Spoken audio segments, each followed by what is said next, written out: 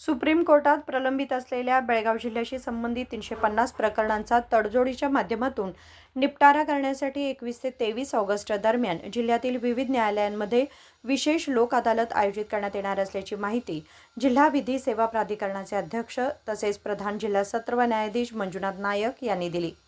बेळगाव येथे पत्रकार परिषदेत बोलताना त्यांनी सांगितले की सुप्रीम कोर्टात बेळगाव जिल्ह्याशी संबंधित 350 प्रकरणे प्रलंबित असून त्यापैकी 280 प्रकरणे बेळगाव तालुक्याची आहेत। ಸುಪ್ರೀಂ ಕೋರ್ಟ್ ಪ್ರಕರಣ ಬೆಳಗಾವಿ ಜಿಲ್ಲೆಗೆ ಸಂಬಂಧಪಟ್ಟಂತೆ ಸುಮಾರು 350 ಪ್ರಕರಣಗಳು ಎಲ್ಲ ತಾಲೂಕಾ ಕೇಂದ್ರದಲ್ಲಿದೆ। ಹೆಚ್ಚಾಗಿ ಸುಮಾರು 280ರಷ್ಟು ಪ್ರಕರಣ ಬೆಳಗಾವಿ ನಗರಕ್ಕೆ ಮತ್ತು ತಾಲೂಕಿಗೆ ಸಂಬಂಧಪಟ್ಟಿದ್ದು, ಉಳಿದ ಪ್ರಕರಣಗಳು ತಾಲೂಕಾ ಕೇಂದ್ರಕ್ಕೆ ಆಯಾಯ ತಾಲೂಕಾ ಕೇಂದ್ರಕ್ಕೆ ಸಂಬಂಧಪಟ್ಟ ಪ್ರಕರಣಗಳಲ್ಲಿ ಆಯಾಯ ಅಲ್ಲಿಯ ನ್ಯಾಯಾಲಯದಿಂದಲೇ ನೋಟಿಸ್ ಬಂದು ಅಲ್ಲಿಗೆ ಪಕ್ಷಗಾರರು ಹಾಜರಾಗ್ತಾ ಇದ್ದಾರೆ। ನಾವು ರಾಜಿ ಸಂಧಾನ ನಡೀತಾ ಇದೆ।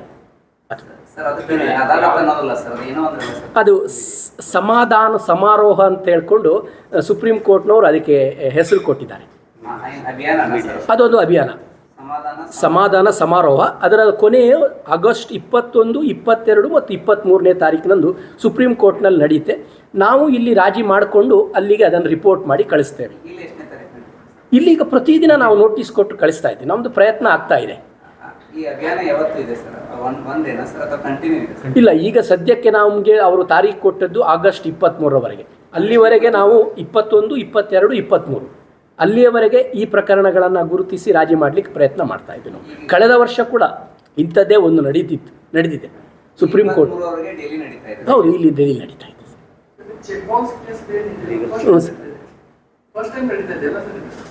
ವಿಶೇಷವಾಗಿ ಚೆಕ್ ಬೌನ್ಸ್ ಬಗ್ಗೆ ಮೊದಲ ಬಾರಿಗೆ ಇಷ್ಟರವರೆಗೆ ನಾವು ಲೋಕ ಅದಾಲತ್ನಲ್ಲಿಯೇ ಅದನ್ನು ಸೇರಿಸಿಕೊಂಡು ಮಾಡ್ತಾ ಇದ್ದೀವಿ।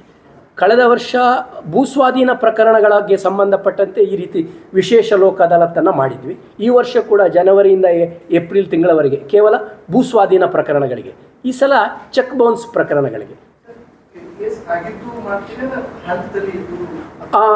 ಹಂತದಲ್ಲಿ ಇರುವಂಥದ್ದು ಕೇಸ್ ಬಗ್ಗೆ ಏನಾಗುತ್ತೆ ಅಂತ ಹೇಳಿದ್ರೆ ಕೆಲವೊಂದು ಕಾನೂನಿನ ಪ್ರಕ್ರಿಯೆಗಳಿರುತ್ತೆ।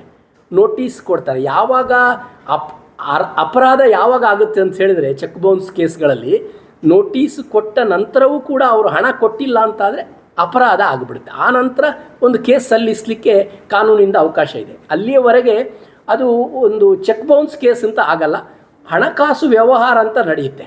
ಅಂಥದ್ದನ್ನು ತಾವು PLC ಅಂತ ಹೇಳಿದೆ, ಪೂರ್ವ ವ್ಯಾಜ್ಯ ಪೂರ್ವ ಪ್ರಕರಣಗಳು ಅಂತ, ಆ ಪ್ರಕರಣದ ಅಡಿಯಲ್ಲಿ ಬರುತ್ತೆ। ಅದು ಡಿಸ್ಟಿಕ್ನಲ್ಲಿ ನಡೆಯುತ್ತೆ ಅಂತ ಪೂರ್ತಿ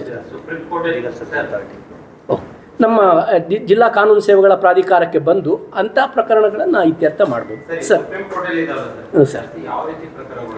ಸರ್, ನಮ್ಮ ಜಿಲ್ಲೆಗೆ ಹೋಲಿಸಿದಂತೆ ಕೆಲವೊಂದು ಭೂಸ್ವಾಧೀನದ ಪ್ರಕರಣಗಳು ಸಾಕಷ್ಟು ಇವೆ। ಕೆಲವರು ಭೂಸ್ವಾಧೀನದಲ್ಲಿ ತಮಗೆ ಕೊಟ್ಟ ಪರಿಹಾರ ಕಡಿಮೆ ಆಗಿದೆ ಅಂತ ಹೇಳಿಕೊಂಡು ಕೆಲವರು ಹೋಗಿದ್ದಾರೆ। ಇನ್ನು ಸರ್ಕಾರದವರು ಕೊಟ್ಟಂಥ ಪರಿಹಾರ ಜಾಸ್ತಿ ಆಗಿದೆ ಅಂತ ಹೇಳಿಕೊಂಡು ಸರ್ಕಾರದವರು ಕೂಡ ಸಲ್ಲಿಸಿದ ಮೇಲ್ಮನವಿ ಸುಪ್ರೀಂ ಕೋರ್ಟ್ನಲ್ಲಿದೆ। ಎರಡನೇದ್ದು ಮೋಟಾರ್ ವಾಹನಗಳ ಪರಿಹಾರದ ಪ್ರಕರಣಗಳು, ತಮಗೆ ಕೊಟ್ಟ ಪರಿಹಾರ ಕಡಿಮೆ ಆಗಿದೆ ಅಂತ ಹೇಳ್ಕೊಂಡು ನೊಂದವರು ಹೋಗಿದ್ದಾರೆ, ಹೆಚ್ಚಾಗಿದೆ ಮತ್ತು ನಾವು ಕೊಡಲಿಕ್ಕೆ ಜವಾಬ್ದಾರರಲ್ಲ ಅಂತ ಹೇಳ್ಕೊಂಡು ಇನ್ಶೂರೆನ್ಸ್ ಕಂಪನಿಯವರು ಹೋಗಿದ್ದಾರೆ। ಅಂಥ ಪ್ರಕರಣಗಳಲ್ಲಿದೆ। ಅದನ್ನು ಹೊರತುಪಡಿಸಿ ಅಲ್ಲಿ ನಾವು ಅದನ್ನು ಸೇರಿಸಲ್ಲ। ಇದು ನಮ್ಮ ನ್ಯಾಯಾಲಯಗಳಲ್ಲಿ, ಜಿಲ್ಲಾ ನ್ಯಾಯಾಲಯ, ತಾಲೂಕು ನ್ಯಾಯಾಲಯಗಳು ಮತ್ತು ಸಿವಿಲ್ ನ್ಯಾಯಾಲಯಗಳಲ್ಲಿರುವ ಪ್ರಕರಣಗಳನ್ನು ಮಾತ್ರ ನಾವು ನಾಡಿದ್ದು ಜುಲೈ 11ರ ಲೋಕ ಅದಾಲತ್ನಲ್ಲಿ ಇತ್ಯರ್ಥ ಮಾಡ್ತೀವಿ। ಎಲ್ಲವೂ ಸೇರಿರುತ್ತೆ ಸರ್, ಎಲ್ಲವೂ ಸೇರಿ ಬರುತ್ತೆ। ರಾಷ್ಟ್ರೀಯ ಹೆದ್ದಾರಿಗೆ ಬರುತ್ತೆ, ಆಮೇಲೆ ಕೆಲವು ನಮ್ಮ ಅಥಣಿ ಆ ಕಡೆ ಎಲ್ಲ ಕೆಲವೊಂದು ಇರಿಗೇಷನ್ ಪ್ರಾಜೆಕ್ಟ್ಗಳಿಗೆ ಸ್ವಾಧೀನಪಡಿಸಿದ ಎಲ್ಲ ಪ್ರಕರಣಗಳು ಕೂಡ ಅದರಲ್ಲಿ ಒಳಗೊಂಡಿದೆ ಸರ್। ಹ್ಞೂ ಸರ್। ಇಲ್ಲ ಸರ್, ಪೊಲೀಸ್ ಇಲಾಖೆಯವರು ಪ್ರತ್ಯೇಕವಾಗಿ ಅದನ್ನೇ ಮಾಡ್ತಾ ಇದ್ದಾರೆ। ನಮಗೆ ಅದು ಸರ್ಕಾರ, ನಾವು ಕಾನೂನು ಸೇವಾ ಪ್ರಾಧಿಕಾರದಿಂದ ಸರ್ಕಾರಕ್ಕೆ ಆವಾಗ ಕೋರಿಕೆಯನ್ನು ಸಲ್ಲಿಸಿದ್ವಿ। ಸರ್ಕಾರ ಅದನ್ನು ನಮ್ಮ ಕೋರಿಕೆಯನ್ನು ಮನ್ನಿಸಿ ಅದನ್ನು ಲೋಕ ಅದಾಲತ್ತಿಗೆ ಸೇರಿಸಿಕೊಂಡು ಅವರು ಡೇಟ್ ಫಿಕ್ಸ್ ಮಾಡಿದ್ದಾರೆ, ಇದೇ 21ರಿಂದ 10ನೇ ತಾರೀಕಿನವರೆಗೆ। ಅದೇ ಸಂಚಾರಿ ಪ್ರಕರಣ ಅದೇ 50% ದಂಡವನ್ನು ಕಟ್ಕೊಂಡು ಮುಗಿಸುವುದಷ್ಟೇ ನಾವು ಮನವಿ ಮಾಡ್ಕೋತಾ ಇದ್ದೇವೆ। ಯಾಕಂತ ಹೇಳಿದ್ರೆ ಸುಮಾರು 10 ಲಕ್ಷ ಪ್ರಕರಣಗಳಿದೆ, ಸಾಕಷ್ಟು ಪ್ರಕರಣಗಳಲ್ಲಿ ಕಟ್ಟಿದರೆ ಈಗ ಭಾಳಷ್ಟು ಮಂದಿಗೆ ಏನಾಗುತ್ತೆ, ಆ ಪ್ರಕರಣ ಇದ್ದದ್ದೇ ಭಾಳಷ್ಟು ಮಂದಿಗೆ ಗೊತ್ತಾಗಲ್ಲ. ಬೆಳಗಾವಿಯಲ್ಲಿ ನನಗೆ ಪೊಲೀಸ್ ಇಲಾಖೆಯವರು ಕೊಟ್ಟ ಮಾಹಿತಿಯ ಪ್ರಕಾರ 2017ರಿಂದ ಪ್ರಕರಣಗಳು ಈ ರೀತಿ ಇದೆ ಅಂತ ಹೇಳ್ತಾ ಇದ್ದಾರೆ. ಕೆಲವು ನಿನ್ನೆ ನನಗೆ ಇವತ್ತು ಬೆಳಿಗ್ಗೆ ನಾನು ಟ್ರಾಫಿಕ್ ಪೊಲೀಸಿಯ ಅಧಿಕಾರಿಗಳನ್ನು ಕಳಿಸಿದಾಗ ಈ 2-3 ದಿನದಿಂದ ಸ್ವಲ್ಪ ಇಂಟರ್ನೆಟ್ ಪ್ರಾಬ್ಲಮ್ ಇದೆ, ಅದಕ್ಕೆ ಸ್ವಲ್ಪ ತಡ ಆಗಿದೆ ಅಂತ ಹೇಳ್ತಾ ಇದ್ರು. ಬಟ್ ಅದನ್ನು ಸರಿಪಡಿಸಲಾಗಿದೆ ಅಂತ ಇವತ್ತು ನನಗೆ ಮೆಸೇಜ್ ಬಂದಿದೆ ಸರ್. ಹ್ಞೂ ಸರ್. ಸರ್ ಅದು ನಾವು ಹೇಳಲಿಕ್ಕಾಗಲ್ಲ ಸರ್ ಕೆಲವೊಮ್ಮೆ, ಯಾಕಂತ ಹೇಳಿದ್ರೆ ಅದು ಕೆಲವೊಮ್ಮೆ ಲಕ್ಷಾನುಗಟ್ಟಲೆ ಚೆಕ್ನಲ್ಲಿ ಅಮೌಂಟ್ ಬರೆದಿರುತ್ತೆ. ನಿಜವಾದ ಟ್ರಾನ್ಸಾಕ್ಷನು ಏನು ಅಂತ ನಮಗೆ ಹೇಳಿ.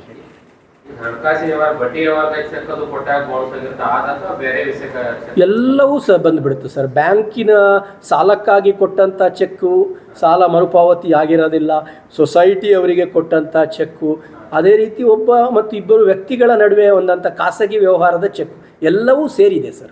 यरगट्टी येथे नवीन विद्यालयीन इमारतीसाठी जागा मंजूर झाल्याची माहितीही त्यांनी दिली. विनोद कोलकार, KMM मराठी, बेळगाव.